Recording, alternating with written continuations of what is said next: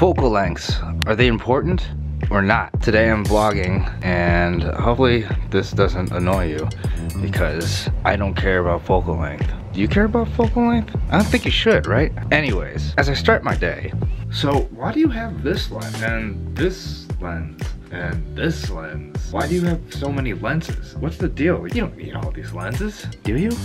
Alright guys, what's up? So today we are talking about why do you need so many lenses?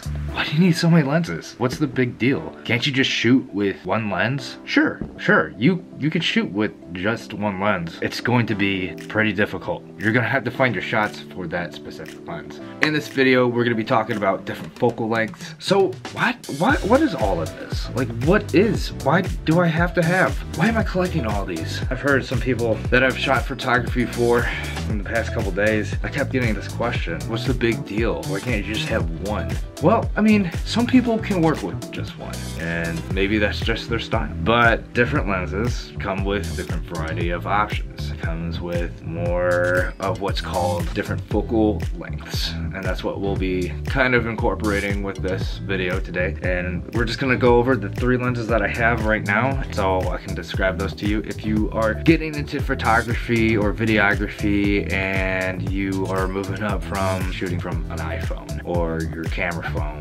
you're so confused, you're just like, whoa, I don't know, what are these for? Why do people have so many of these? Why do they have a collection? That's what we'll be getting into today. I have 3 lenses right here currently, and I would like to kind of go over those with you. For the people that are starting their photography or videography journey, welcome to the channel. And if you are a veteran, if you just want to watch this video, you can go ahead and do that. Hit that like button, hit that subscribe button up on top, that would be really appreciated. And let's go with this video. All my lenses right now are Canon. We'll be talking about the Canon 18-55, the Canon 50mm, also known as the Nifty 50, and the Canon 10-18mm lens. What do all these lenses do? Well, it's all in the numbers. The numbers describe what type of shot you're gonna get, or potential shots that you can get using certain lenses.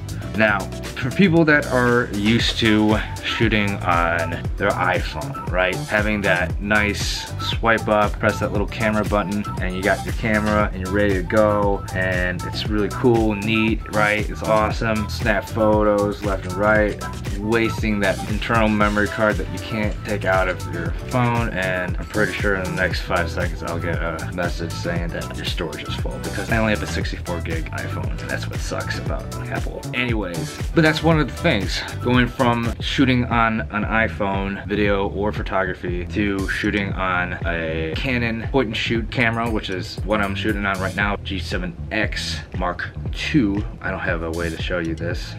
Right there. We'll be shooting this video on the Canon G7X, and I have a video up on top somewhere that goes to bloop or bloop right across the screen up on top. You will see that. You can click on that video if you would like to see information on this camera. Anyways, let's dive into why, like what is this insanity? This is not, it's just bulky and just a mess. There's a method to the madness, folks. But let's get into this video. Focal lengths. We talked about the 18-55mm lens, then we talked about the 10-18, and then we have the 50, which is a prime lens. If you guys are just starting out, this is probably all just mumbo jumbo, and you're just like, why numbers and math? Terrible at math. Oh, I hate this. I am going to click on a different video. No, wait. It's gonna be easy. It's gonna be real easy. And I stink at math, okay? I am terrible at math. Millimeters and numbers and angles and this and that and the other thing. Please stop. My dog ate my homework. So let's talk about this one first, which is the 18-55mm lens. It's pretty great because what happens is, on a normal point and shoot camera, most point and shoots have zoom options, and on the zoom lens, it has this. Those numbers around the bottom of the lens, that's what you look at. That is focal length. So the Canon G7X is 8.8 to 36.8mm. That's the focal length. Focal length is how far the lens sees far back, how close the lens can zoom in without being distorted and whatnot. That is what that means. So when I twist the lens from 18 to 55, I'm going from a real far back look to real close up look. Now let me show you. All right, you guys, so this, I'm literally filming myself again, which is very strange. But you guys, as you can tell, right now we are at, I have my arm all the way stretched out. Literally probably about the same length away as my camera, my G7X. So it has the 18 to 55 millimeter lens on this guy right here, the one I'm looking at right here. Not the one right there, but the one right here. Really confusing. Let me turn around so you can see just what I'm talking about. So, I got my camera behind me, got the camera with the actual interchangeable lens on right now.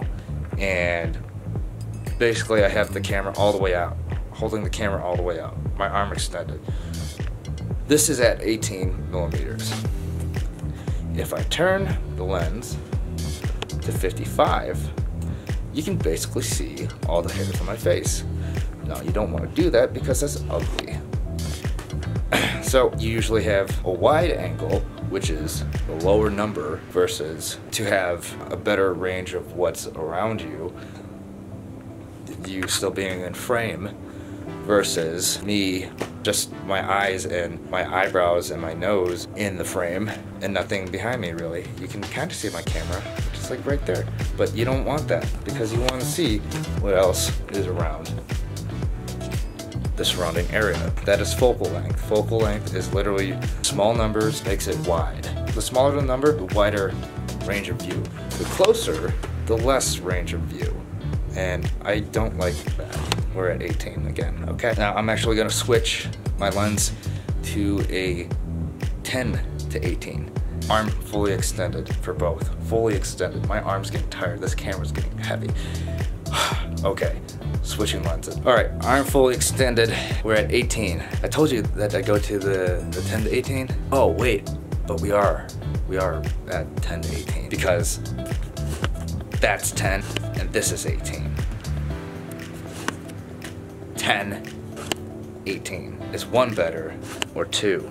Is 3 better or 4? You're at the eye doctor. You can see right now 10 millimeters is really far and everything kind of starts getting YouTube-y, like that warp effect. Because the focal length is wider and numbers are smaller, things start to look a little bit more cartoony, YouTubery, I don't know. It doesn't make any sense. Those are the numbers. I'm gonna put on the 50 mil. You'll see how terrible it would be to film with a 50 millimeter lens vlogging. So you'll see that in just a second. Okay guys, so this is the 50 mil primary lens. It literally doesn't rotate, you guys. There's a focus ring. That's all you get with a primary lens. My arm is all the way extended, as you can tell. All the way extended. And yeah, there's not a lot you can do. I would not advise if you are starting a vlog channel to ever get this lens for vlogging, because this is not the lens that you should be using for vlogging. Unless you want to set your tripod up literally completely far away. And you can literally vlog from across the room if you would like. It still seems like I'm really close up to the camera, but I'm really not.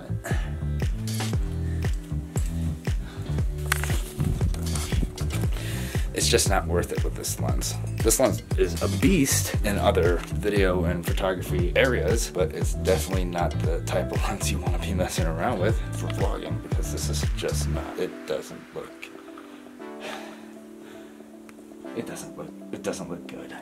This doesn't look good.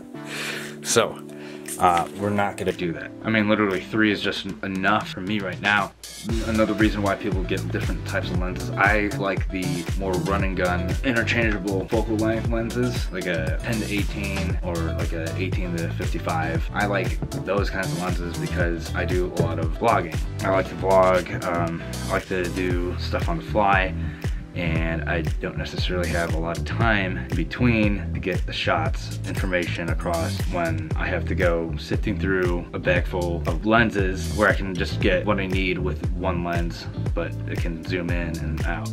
This one, the reason why I got the 10-18 and I don't normally use the 18-55 is because my camera that I use is a Canon 80D, and a Canon 80D has a crop sensor, so it's a 1.6 crop sensor, so everything's kind of brought in a little bit slightly. And so there's a difference between full frame cameras and crop frame cameras, crop sensor cameras. There's a whole nother ballpark that we won't even get into in this video. But because of that, because of a cropped sensor, because of a cropped image, if it was a full frame, it'd be like this. If it was cropped, it'd be kind of more like this to some degree.